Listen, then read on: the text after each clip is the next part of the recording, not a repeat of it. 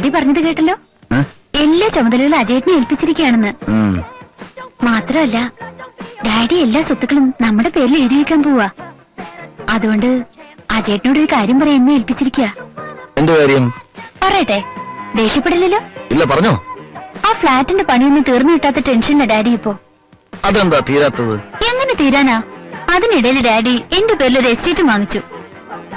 അതുകൊണ്ടാ ഇത്ര പെട്ടെന്ന് ഫിനാൻഷ്യൽ ടൈറ്റ് വന്നത്. പാവൻ ഡാഡി ലോണിന് വേണ്ടി ഓടി നടക്കുക. ബാങ്കുകാർക്ക് എസ്റ്റേറ്റിന്റെ ഡോക്യുമെന്റ് മാത്രം പോരാത്ര. അതിനിപ്പോ എന്താ ചെയ്യാ? അജയേട്ടൻ വിചാരിച്ചാലും ചില കാര്യങ്ങളൊക്കെ നടക്കും. ഞാൻ വിചാരിച്ചല്ലോ. എങ്ങനെ? അതൊക്കെ ഉണ്ട്, പറയാം. നീ ആ ലൈറ്റ് അണക്കി, സമയങ്ങളാണ്.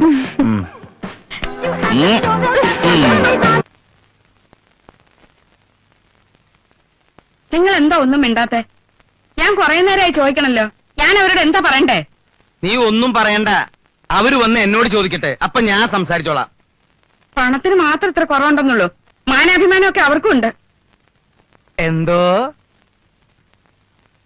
അത്ര കണ്ട് ആക്ഷേപിച്ചല്ലേ അതുങ്ങളെ അവിടുന്ന് ഇറക്കി വിട്ടത്. എന്നിട്ട് ഞാൻ ചെന്ന് പറഞ്ഞപ്പോ അവരെല്ലാം ക്ഷമിക്കാൻ തയ്യാറായി. അല്ലെങ്കിൽ പെമ്മക്കള് മൂന്നും ഇവിടെ തന്നെ നിന്നേനെ. അതിനിപ്പോ ഞാൻ എന്താ വേണ്ടേ? ഞാൻ പറഞ്ഞ രൂപ അവർക്ക് കൊടുക്കണം. രൂപ എന്ന് പറയുമ്പോ ഒന്നും രണ്ടുമല്ല, 3 പേർക്കും കൂടി 3 ലക്ഷം കൊടുക്കണ്ടേ. ഇത് ഞാൻ എവിടെ നിന്നുണ്ടാക്കും? മാത്രമല്ല, അജയന് ചില പുതിയ പദ്ധതികളൊക്കെ തുടങ്ങാനുള്ള പരിപാടി ഉണ്ട്. ഞാൻ അവനെ സഹായിക്കാന്ന് വാക്കും കൊടുത്തു. അതിന്റെ ഇടയില് നോക്കട്ടെ, എന്താ വേണ്ട വെച്ച് ചെയ്യാം. നീ പോയി ചായ എടുത്തുണ്ടോ?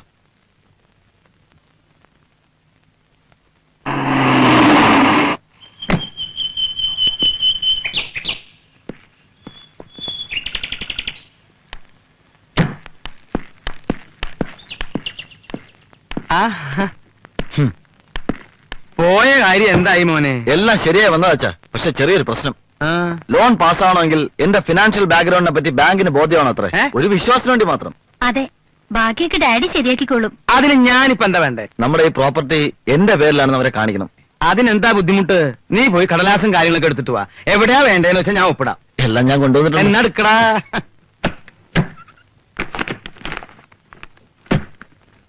എവിടെയാണ്ടേ? ഇവിടെ ഒരു ആ, ഇനി എവിടെയാ? ഇവിടെ. ആ, ഇനിയോ? ഒരെണ്ണം. ഓ, ആ, ചേച്ചിമാര് കുറച്ച് കാശ് ചോദിച്ചിട്ടുണ്ട്. അമ്മ കൊടുക്കാന്ന് പറയുകയും ചെയ്തു. ലോൺ കിട്ടിയ നിന്റെ ആവശ്യം കഴിച്ച് ബാക്കിയുണ്ടെങ്കിൽ. എന്റെ ആവശ്യത്തിന് എന്നെ തികയില്ല. അച്ഛാ, ഇനിയും കുറെ കാശുകൂടി വേണം. അതെങ്ങനെ ഉണ്ടാക്കുമെന്നുള്ള ടെൻഷനില്ല അജയേട്ടൻ. ഓ, അത് ശരി. നിങ്ങൾ എന്തേ കാണിക്കണേ? ഉള്ളത് മുഴുവനും അവന്റെ പേർക്ക് എഴുതി കൊടുക്ക.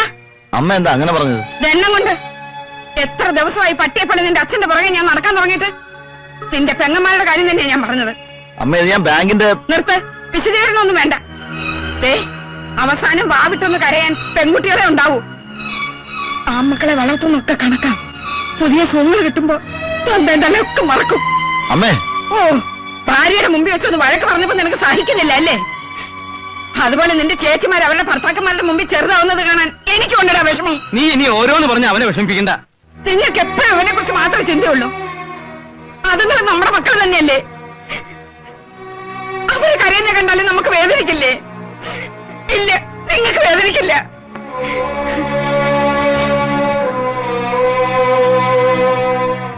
പണ്ട് മുതലേ ഉണ്ട് ഈ തരംതിരിവ്. ആദ്യത്തെ 2 പെണ്ണായി പോയപ്പോ എന്നോടുള്ള സ്നേഹത്തിന് പോലും കുറവ് കാട്ടിയത് എനിക്ക് ഓർമ്മയുണ്ട്. ശാരദേ, പറയണം, മനസ്സിൽ അടക്കി പിടിച്ചോണ്ട് നടക്കാൻ വയ്യ എനിക്ക്. അടങ്ങി അനുസരിച്ച് മടുത്തു. ഇത്രയൊക്കെ സംസാരിക്കാൻ ഇവിടെ എന്താ ഉണ്ടായത്? എന്തോ എനിക്ക് പേടിയാവുന്നു. എന്റെ കുഞ്ഞുങ്ങളുടെ മുഖത്ത് ഞാൻ ഇനി എങ്ങനെ നോക്കും? നീ ഇനി നോക്കുകയും പറയൊന്നും വേണ്ട. അവർക്ക് ഇനി നയാ പൈസ കൊടുക്കാൻ ഞാൻ ഉദ്ദേശിച്ചിട്ടില്ല. ദുഷ്ടനാ നിങ്ങൾ, ദുഷ്ടൻ. അനുഭവിക്കും. എന്റെ കുഞ്ഞുങ്ങളെ വേദനിപ്പിച്ച് ഞാൻ അനുഭവിക്കും. ഈശ്വരൻ നിങ്ങളെ വെറുതെ വിടില്ല. അനുഭവിക്കും നിങ്ങൾ, ദുഷ്ടൻ.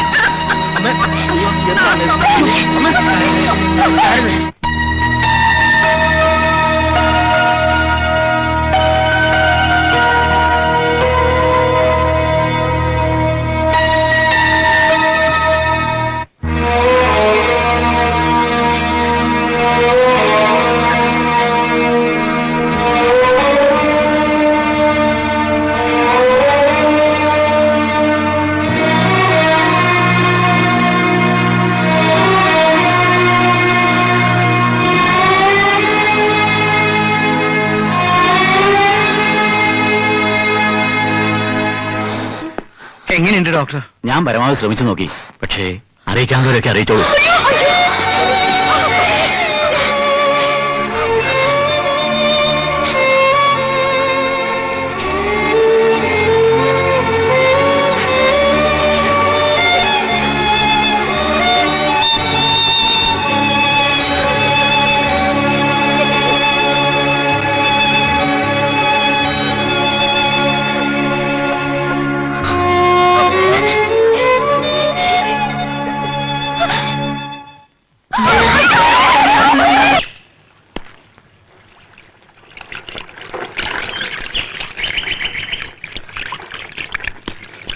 അച്ഛൻ എന്തേ മോളെ? അച്ഛൻ അസ്ഥിത്തറയ്ക്ക് അടുത്തുണ്ട്. മാമനിരിക്കൂ, ഞാൻ വിളിച്ചോണ്ട് വരാം. വേണ്ട വേണ്ട, ഞാൻ പോയിക്കോളാം.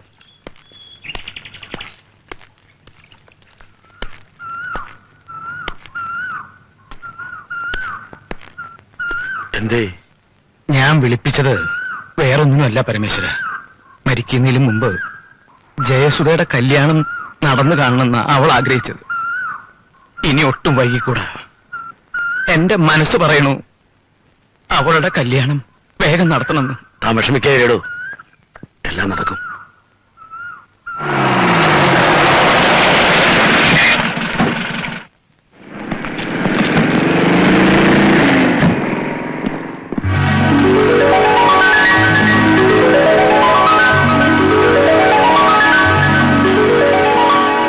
ഇവിടെ വിശാലമായ 8 റൂംസ്. അതാ എന്റെ പ്ലാൻ. വല്ല രക്ഷയുണ്ടോ? അതെ, മുനിസിപ്പൽ ഓഫീസിനാണ് ഞങ്ങൾ വരുന്നത്. സാങ്ഷൻ വാങ്ങിക്കാതെ മുകളിലോട്ട് പണിതതിന് അവിടെ എഞ്ചിനീയറിംഗ് കമ്മീഷണർ ആകെ ചൂടായിരിക്കാം. എന്റെ എഞ്ചിനീയറെ, റൂളും വകുപ്പും നോക്കിയാ ഇവിടെ ഒരു കാര്യവും നടക്കില്ല. എന്തെങ്കിലും കൊടുത്ത് ഒഴിവാക്കാൻ നോക്ക് ഡാഡി. എന്റെ മോളെ, പഴയ കാലം പോലെയല്ല. ആ എഞ്ചിനീയറും കമ്മീഷണറും സിംഹങ്ങളാ. കൈക്കൂലി എന്ന് മുഴുവൻ കേൾക്കണ്ട, കൈ എന്ന് കേട്ടാ മതി, തൊഴിക്കും. അങ്ങളെ, നമുക്കിത് എങ്ങനെയെങ്കിലും ഫിനിഷ് ചെയ്യാൻ നോക്കാം. ഒബ്ജക്ഷൻ വന്നാൽ നമുക്ക് സ്റ്റേ വാങ്ങിക്കാമല്ലോ. ആട്ടെ, ഇനി എത്ര രൂപ വേണം തീർക്കാൻ? ആ കണക്ക് വീട്ടിൽ പോയിട്ട് നോക്കാം. വാ. ഓ, ഈ പണി എങ്ങാനും സ്റ്റോപ്പായ ലക്ഷങ്ങളാ ബ്ലോക്ക് ആവാൻ പോകുന്ന. ഒരു കുഴി കുഴി. ഓ, അങ്ങനെ അലക്കി അലക്കി അലക്കി അലക്കുകാരൻ അലക്കിക്കൊണ്ടേയിരുന്നു. കാശിക്ക് പോക്കൊട്ട് നടന്നതുമില്ല എന്ന് പറഞ്ഞതുപോലെ ഈ കല്യാണക്കാര്യം വെച്ച് താമസിപ്പിക്കണ്ട. മറുപടി ഒന്നും പറഞ്ഞില്ല. എനിക്കും പപ്പേട്ടനെ ഇഷ്ടപ്പെട്ട അവനും ഇഷ്ടായി എന്നർത്ഥം. പ്രായമായ അമ്മയുടെയും അമ്മാവന്റെ ഇഷ്ടം അനുസരിക്കുന്ന ചെറുപ്പക്കാർ ഇപ്പോഴും ഉണ്ടോ? ഉണ്ടല്ലോ, അങ്ങനെ അപൂർവം ചില ആൾക്കാരുണ്ട്. ആ കൂട്ടത്തിൽപ്പെട്ട ഒരാളാ ദേ ഇരിക്കുന്നത്. രമേ, സമ്മതമാണോ നീ തന്നെ അവരോട് ചോദിക്കേ? പറഞ്ഞു, മടിക്കണ്ട. പറഞ്ഞോ പറഞ്ഞോ. അമ്മയ്ക്കും അമ്മാവനും ഇഷ്ടമാണെങ്കിൽ എനിക്കും ഇഷ്ടമായി. നിനക്കെന്ത് പറ്റി? എനിക്കൊന്നും പറ്റിയില്ല, പക്ഷെ പറ്റിയ ഒരാള് പുറകിന്ന് ഒരു പിച്ച്.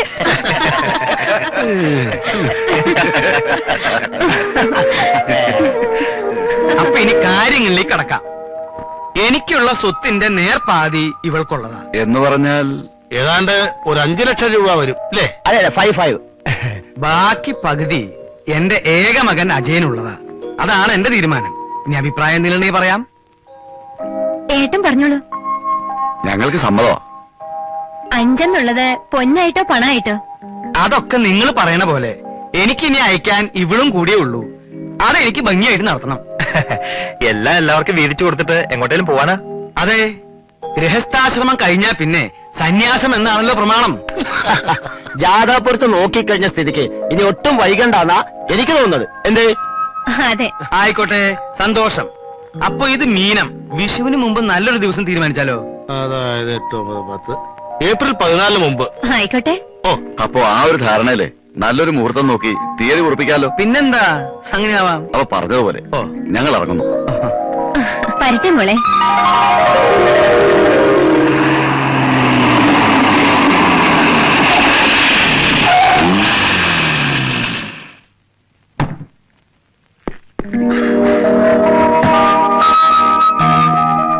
അച്ഛാ, അജേട്ടൻ വന്നു. ആ അച്ഛനെന്താ എന്നെ കാണണമെന്ന് പറഞ്ഞത്? ആ മോനിവിടെ ഇരിക്കേ. ഇല്ല, എനിക്ക് 1-2 സ്ഥലത്ത് അത്യാവശ്യമായിട്ട് പോകാനുണ്ട്. കല്യാണത്തിന് ശേഷം അജയൻ ആകെ ഒന്ന് മാറി. എന്ന് വെച്ചാ? അല്ല, മുമ്പ് ഏത് നേരവും അച്ഛന്റെ വാലയെ തൂങ്ങി കാണുന്ന ചെക്കനാണല്ലോ നീ. ഇപ്പൊ അച്ഛനെ നിന്നെ ഒന്ന് കാണണമെന്ന് വെച്ചാൽ ആളെ പറഞ്ഞേക്കണം. ഗീതയുടെ ഡാഡി എല്ലാ ബിസിനസ് കാര്യങ്ങളും എന്നെ ഏൽപ്പിച്ചിരിക്കുന്നത്. അതുകൊണ്ട് അനാവശ്യ കാര്യത്തിന് കളയാൻ സമയമില്ല. ഞാൻ വിളിപ്പിച്ചത് മോന് ബുദ്ധിമുട്ടായോ? അതല്ല ഞാൻ പറഞ്ഞത്. ഉവ്വ്, മനസ്സിലായി. പിന്നെ ഞാൻ നിന്നെ വിളിപ്പിച്ചതിന്റെ കാര്യം. ഏട്ടാ, എനിക്ക് വേണ്ട. കുടിക്കല അവളുടെ ഒരു സന്തോഷല്ലേ. ആ, വേണ്ടെന്നല്ലേ പറഞ്ഞത്? ഞാൻ പറയാൻ വന്ന കാര്യം, ചെക്കനും അമ്മയും അമ്മാവനും വന്ന് പെണ്ണ് കണ്ടുപോയി. എല്ലാം പറഞ്ഞുറപ്പിച്ചു. ഞാൻ അവർക്ക് വാക്കും കൊടുത്തു. എന്ന് പറഞ്ഞാ പെട്ടെന്നിപ്പോ പെട്ടെന്ന് വേണം, അല്ലെങ്കിൽ അച്ഛന്റെ മനസ്സിന് വിഷമാവും. അതെ അജയ, ഇത് നിന്റെ മറ്റുള്ള അളിയന്മാരെ പോലെ അല്ല. നല്ല തറവാട്ടുകാരാ. നിനക്കറിയാലോ അവരെ. നമ്മളെ നെല്ലിശ്ശേരി വിശ്വനാഥന്റെ മകന്റെ മകൻ. നല്ല അസല് ബന്ധാ. സുധമോളുടെ ഭാഗ്യാണ്. എന്ന് പറഞ്ഞാൽ എങ്ങനെയാ? ഇതിനൊക്കെ കാശ് വേണ്ടേ? നീ എന്താ ഈ പറയണേ? എനിക്കൊരു പിടിയും കിട്ടണില്ല. അച്ഛന്റെ പേരിലുള്ള എല്ലാ സ്വത്തുക്കളുടെ ആധാരം ഞാൻ ബാങ്കിൽ പണയം വെച്ചിരിക്കുക. അത് അടച്ചു തീർക്കാതെ. ആധാരം പണയപ്പെടുത്തേ?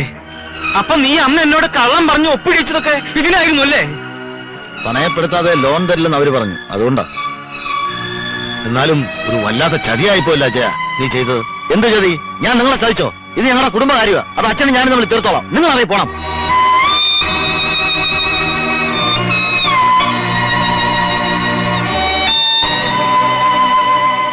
പരമേശ്വര നിക്ക്. നീ ആരോടാ പോവാൻ പറഞ്ഞെന്നറിയോ? ഞാനും ഇയാളും തമ്മിലുള്ള ബന്ധം എന്താണെന്ന് നിനക്കറിയോ? എല്ലാം എനിക്കറിയാം. ഞാൻ പോവാ. എന്നെ ചൊല്ലി ഇവിടെ ഒരു വഴക്ക് വേണ്ട. നിക്ക്. ഈ വീട്ടിൽ നിന്ന് ആര് പോണം ആര് പോണ്ട എന്ന് തീരുമാനിക്കേണ്ടത് ഞാനാ. തൽക്കാലം നിനക്ക് ഇവിടുന്ന് പോവാം. ഞാൻ പോവാനോ? എങ്ങോട്ട്? ഈ വീടും പറമ്പൊക്കെ ഇപ്പൊ എന്റെ പേരില. ആര് പോണം പോണ്ടെന്ന് ഞാൻ തീരുമാനിക്കും. എന്റെ സൗകര്യത്തിന് താമസിക്കാൻ ഇഷ്ടമില്ലെങ്കിൽ അച്ഛന് പോവാം.